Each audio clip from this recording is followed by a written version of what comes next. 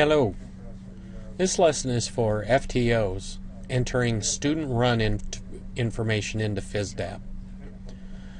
Every FTO must be entered into FSDAP, and that is handled through our office. You go to the FSDAP website, fsdap.net, log in. Everybody's username is going to be the same. It's going to be last name, first initial. Occasionally the middle initial will be added in, and then the passwords are entered by you.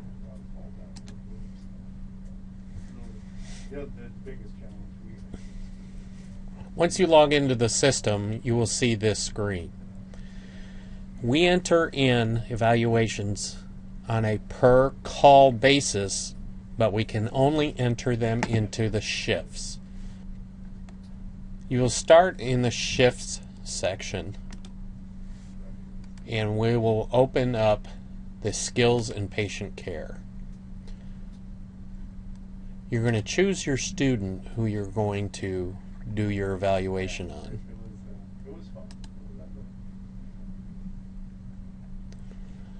Once in here, you will see all the shifts that the student has, whether they're field shifts, clinical shifts, and lab shifts. FTOs will only enter in evaluations on field shifts, which are the dark blue. So if I'm going to enter in an evaluation for Tyler here, December 12th, Troy Fire Department, I would open this shift. Now, Tyler only has one patient in here.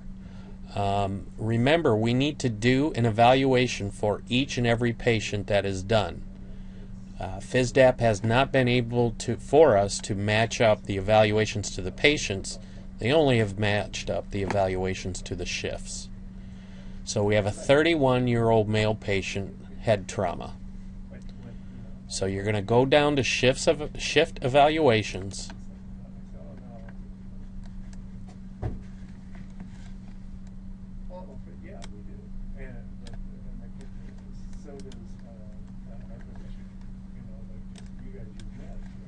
And you will see SWIC, Paramedic, Field Critique.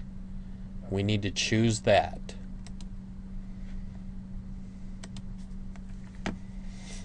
No, I was talking about your doctor. Okay, make sure the evaluator information and the subject information are proper. With you logging in and choosing this person, this is the way that they should be. Also, there's no reason to put in a date. All right? So we'll go straight to the shift. Observations only happen in the months of January, February, and March. The instructional phase start in March and run about March, April, and maybe into May. After May, they're all evaluations. Internship agency, you will type in the department that did the observation. Here, type in the run number of the call. Next is the priority. The priorities can be found in the FTO manual. I'll drag a copy in. Here we see a 1M, a patient suffering from an immediate, multifarious, life or limb threatening injury or illness. Priority 1, patient suffering from an immediate, life or limb threatening injury or illness. Priority 2, patient suffering from a potentially life or limb threatening injury or illness. And then priority 3, a patient suffering from an injury or illness that requires medical attention, but not immediately or potentially threatening to life or limb. So properly categorize this patient. Every student has to have a certain amount of each categories each semester. Patient age and gender is very important.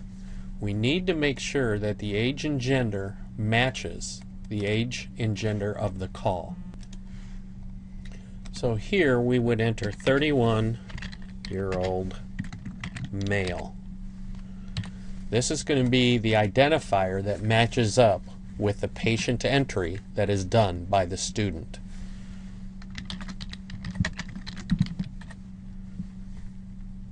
By typing in head trauma, that'll further assist us in matching up the proper report. Here, you will go down each section and score the student appropriately. Starting in 2017, the students will actually start receiving grades based upon their scores. So this is very important that we got the proper scores, but it is also very important that we write comments in each section. Now, as you recall in your FTO training, students are graded on their number of prompts, and you will see in each section you can put the number of prompts that this student needed and then score appropriately. It is a Likert scale scoring. 4 being performed very well, 1 poorly, and 2 and 3 in the average range. So we have initial assessment. So we would type notes in here.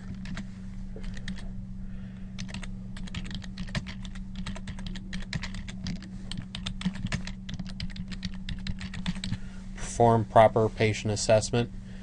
If there was anything that had to happen in here, we would type in the notes. If you do put a number for a prompt, we want you to describe in the comments what prompt it was. History, this is very important. We need to know if they did their sample history properly, and then if we have a candidate that the OPQRST applies to, that is also applied. Physical exam, knowing the protocols, reassessment, 15 minutes for your minor patient, every 5 minutes for your critical patient.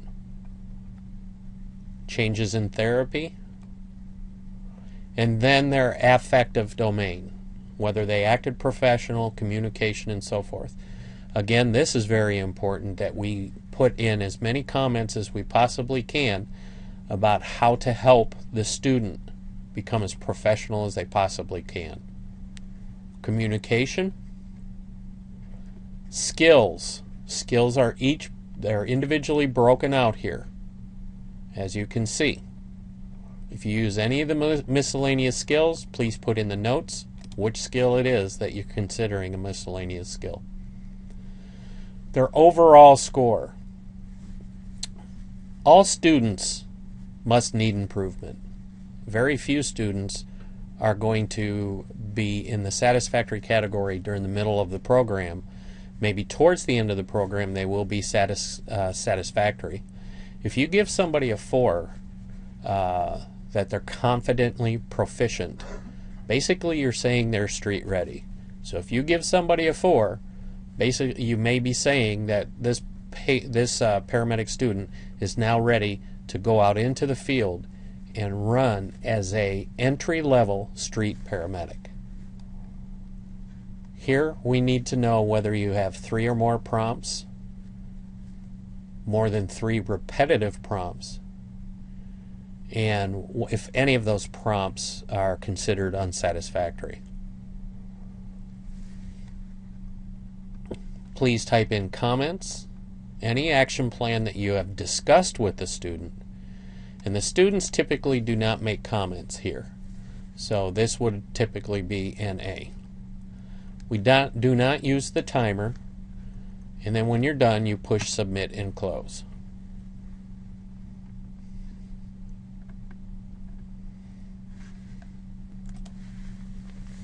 Once you've completed the survey, you should see SWIC Paramedic Field Critique under completed evaluations. There should be 1 completed evaluation for every patient that is listed above. If we have 3 patients here, we should have 3 paramedic field critiques listed down here. Some FTOs have chosen to go ahead and do an evaluation in the patient care report. I will show you that. This is the student's information on their patient contact. We have the patient care, the narrative, and the preceptor sign-off. Where I'm showing you this is you have a shift summary here that the student may present some information on. But if you would like to go ahead and create a plan of action, you can type it in this square and then go ahead and enter your username and password and sign off on that. The students have the ability to read this information. Once you're completed with this, hit back to my shift page. It'll take you back to this screen, and then if you hit the back to Tyler's shift list, you will see the list of shifts here. So if you're entering more shifts information in, then you can now choose a different shift.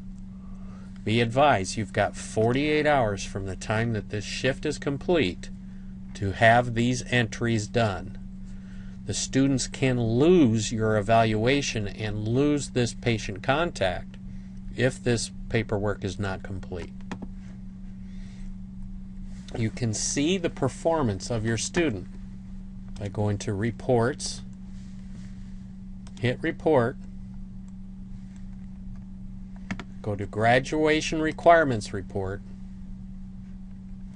choose Paramedic Program 2014, choose the student that you want to look up, and push Go.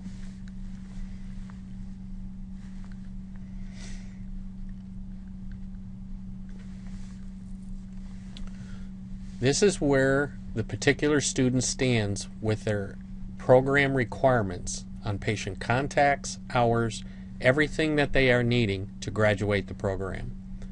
So let's take a look at ages, for example. They have to have 100 adult contacts. If it is green, that means they've already surpassed their goals for the program. Geriatric is 70. Pediatric is 30, even though if you were to add up the newborn, infant, toddler, preschool, school age, and adolescent, it does not add up to 30. It adds up below 30. But in the pediatric 30 total, they have to have at least 2 newborns, 2 infant contacts, 3 toddlers, 4 preschoolers, 6 school age, 6 adolescents. Airway management is taken care of in the operating room. Anything else that they do in the field is a bonus. Complaints. Here they list the complaints. This is very important. Abdominal pain 25, breathing problems 25, change in responsiveness 10. But take a look at dizziness 0, weakness 0. As the student enters their information, if they choose dizziness as a complaint or weakness as a complaint, they don't get any credit. We need to make sure that the students choose their proper categories. Impressions is the same way.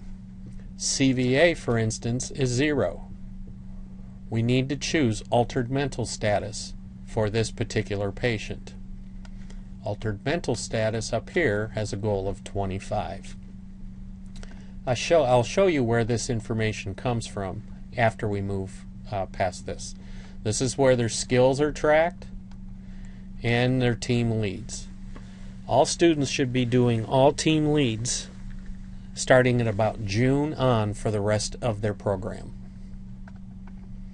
So where do the complaints and impressions come from?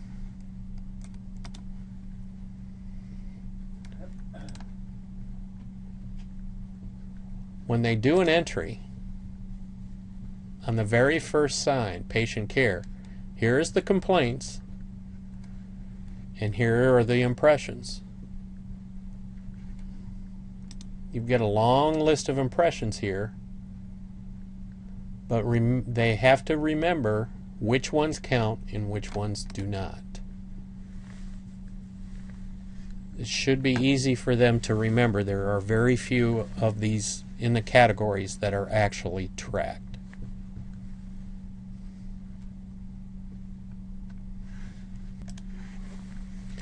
If you're wanting to see the student how many hours that they're putting in, you can go to Reports,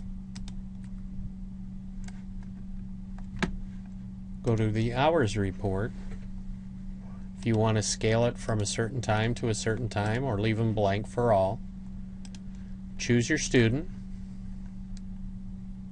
Now if you're only interested in the field, you can take out the clinical.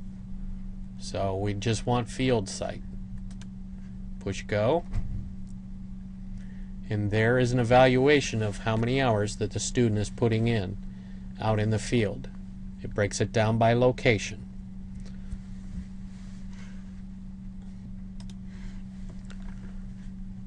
So from an FTO standpoint, this lesson should be able to get you through entering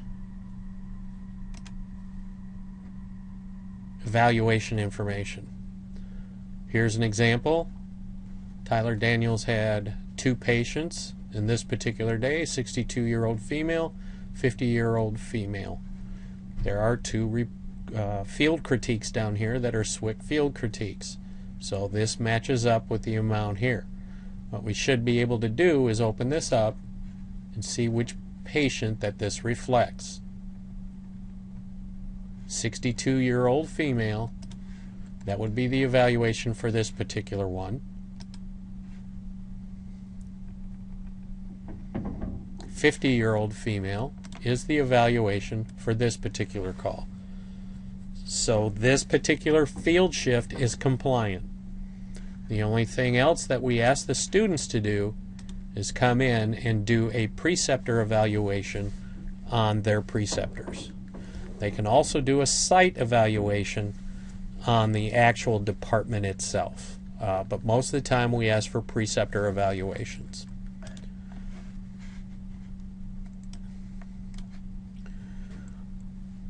That is the end of this lesson. If you have any further questions, you can contact our office.